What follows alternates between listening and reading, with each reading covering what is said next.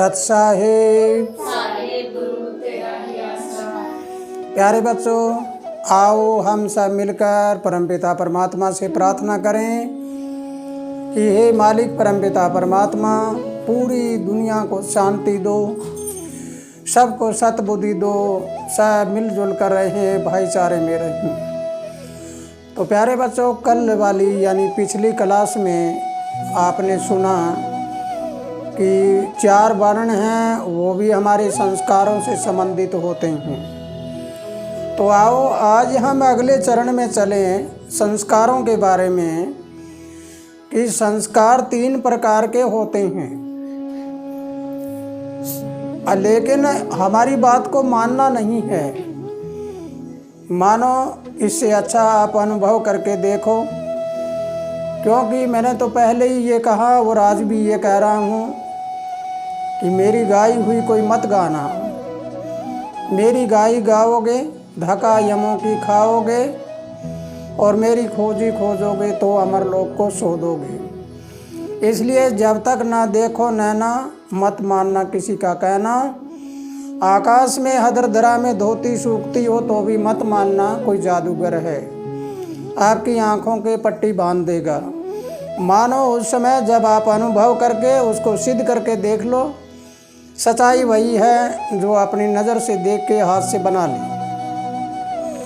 तो आइए आज हम देखते हैं कि 3 प्रकार के संस्कार होते हैं। पहला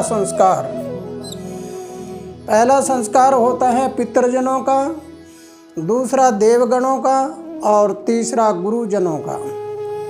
ये 3 संस्कार होते हैं। मतलब होता है कि एक संस्कार जैसे पहला है, इसके भाग बिखर जाते हैं, ये काफ़ी अपने आप में बंटवारा कर देते हैं। इस प्रकार देवगणों का है वो भी बिखर जाता है और गुरुजनों का भी बिखर जाता है। लेकिन जब हम किसी वस्तु को देखते हैं तो शुरुआत में बीज एक होता है।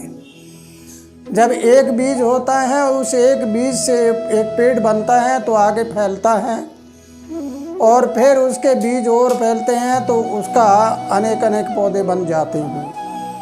इस प्रकार पहला संस्कार पितृजनों का संस्कार होता है। तो ये संस्कार हमें कहाँ ले जाता है? ये पितृजनों वाला संस्कार हमें सांसारिक बातें सिखाता है और हमें जाति धर्म सिखाता है, हमें ऊपर से नीचे की ओर ले आ रहा है। फिर दूसरा संस्कार देवगणों का। देवगणों के संस्कार है वो हमें नीचे से उठाकर ऊपर ले जाते हैं, क्योंकि देवता नाम देने वाले का होता है और पितर नाम होता है लेना और देना दोनों करना। इसलिए देवताओं के जो संस्कार होते हैं वो अच्छे खाना, अच्छा पीना, अच्छे मर्यादा में रहना सिखाता है, वो हमें नीचे से ऊपर ले जा रहा है। अब तीसरा संस्कार हमारा होता है गुरुजनों का, कि गुरुजनों का संस्कार है वो हमें क्या देता है? वो हमें भौतिकवाद से और भौतिकता से अध्यात्म की ओर ले जाता है, अर्थात हमें यहाँ से ऊपर रहना सिखाता है, ब्रह्मांड की ओर। तो अगर हम इन बातों को पूरी तरह से समझ लेते हैं 3 संस्कारों को, तो हम एक बार अध्ययन करना शुरू करें। पहले हम धरती पर रह रहे हैं, हम धरती पर जन्मे हैं और धरती पर ही अनुभव करके देखें, फिर देखना हमें कितनी बातों का पता लगेगा। हमारे अंदर जड़ता है वो समाप्त हो जाएगी और हमारे अंदर कोई ज्ञान जाग जाएगा। तो आइए हम ये जानना चाहेंगे कि तुम अमावस्या पूर्णिमा दोनों को, अमावस्या होती है पितृजनों की, पूर्णिमा होती है देवजनों की, और जो इनसे ऊपर उठ जाते हैं अमावस और पूर्णिमा से, वो होता है पूरे ब्रह्मांड का ज्ञाता, वो गुरुजनों का ज्ञान होता है। तो प्यारे बच्चों, अगर ये बात आपको समझ आई है तो अमावस्या और पूर्णिमा दोनों को सिद्ध करने के लिए, देखने के लिए और इसका अनुभव करने के लिए चलिए समुद्र तट पर।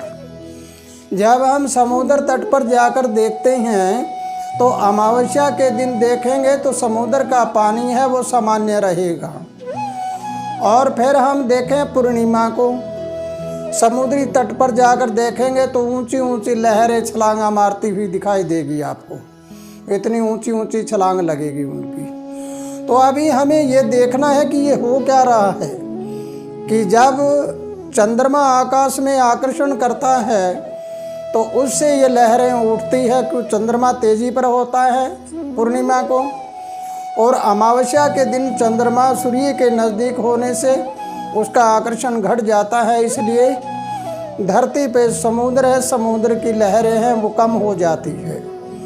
तो आइए हम मिलान करें हमारे शरीर का मिलान करके देखें तो हमें पता लगेगा कि हकीकत में कोई ऊर्जा है वो हमारे शरीर को भी संचालन कर रही है, इस ब्रह्मांड का संचालन कर रही है और हर जगह पर वो अपना अपना रूप दिखा रही है।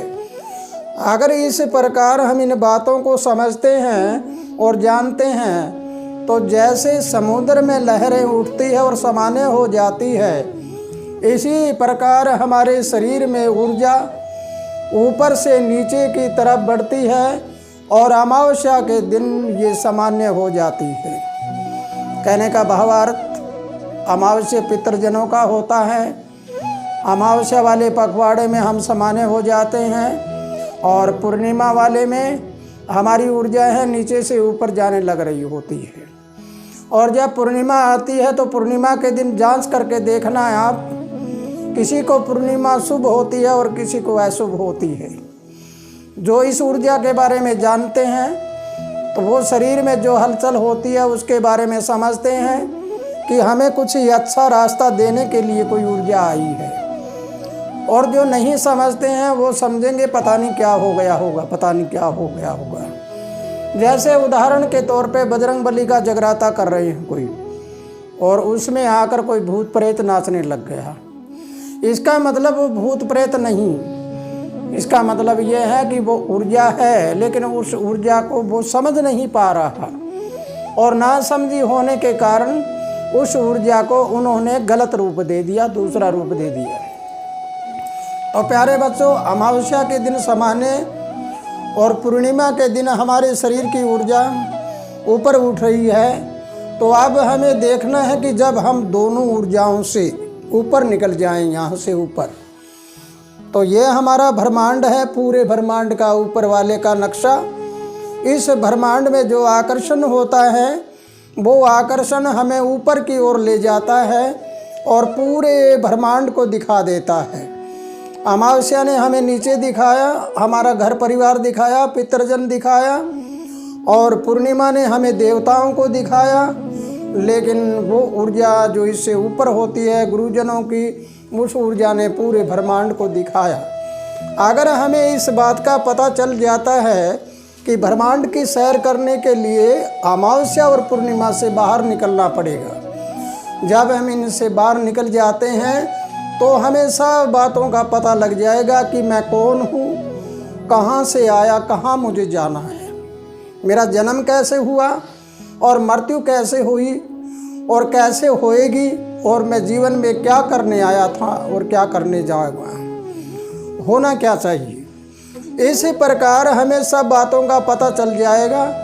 और ये पता चलने के बाद आपको एक रास्ता और बताता हूँ कि हमारी पीछे ये रीढ़ की हड्डी है, इस हड्डी से ऊर्जा का संचालन होता है। जो इंसान हमेशा ऐसे टेढ़े रहते हैं, टेढ़े रहकर वो ध्यान लगाते हैं तो ध्यान कदापि नहीं लगेगा। जब हम कोई ध्यान क्रिया में बैठते हैं तो ध्यान क्रिया में बैठने के बाद ये हमारी रीढ़ की हड्डी, इसको बिल्कुल 90 अंश के कोण पे सीधा रखना होता है। जो हम सीधा रखेंगे त्यों ही ऊर्जा का संचालन नीचे से ऊपर की ओर बढ़ेगा, और ऊपर की ओर बढ़ेगा, यहाँ आएगा, तो यहाँ आने के बाद ब्रह्मांड की ओर जाना शुरू हो जाएगा। तो प्यारे बच्चों, अगर आपको ये बात समझ आई है तो आप अपना अनुभव करिए, अनुभव करके देखिए कि ये संस्कार 3 प्रकार के कैसे हैं, और तीनों संस्कारों में तुम कौन से संस्कार में हो। अगर तुम्हें ये पता लग जाए कि मेरे अंदर पितृ वाले संस्कार हैं या देव वाले संस्कार हैं या गुरुजनों वाले संस्कार हैं। तो फिर इनके अगले भाग है वो कल की वीडियो में आपको बताएंगे कि इसे अगले चरण में ये अलग अलग बट जाएंगे तो वो कैसे कैसे संस्कार होकर वो हमारे अंदर कैसे प्रवेश करते हैं। तो प्यारे बच्चों, इसी के साथ खुशहाल रहो, आनंद करते रहो, प्रभु तुम्हें लंबी उम्र दे और तुम्हारे घर खुशियों के नाद बजे। सत साहिब।